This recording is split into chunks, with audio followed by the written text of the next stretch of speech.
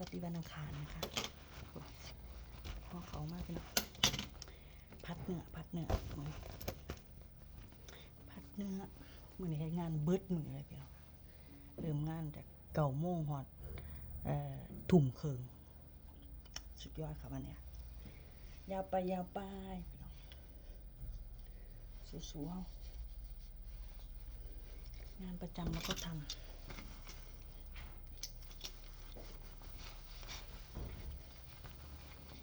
ครีเอเตอร์ก็ทำครีเอเตอร์นะทำได้หมดทุกอย่าง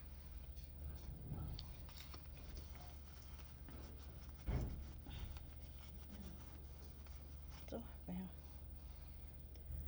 เสร็จแล้วพี่น้องไปกำลังใจสุขๆนะคะไปเอาสู้ๆพี่น้องค่ะใช่ไหมกับสู้มือนี่สู้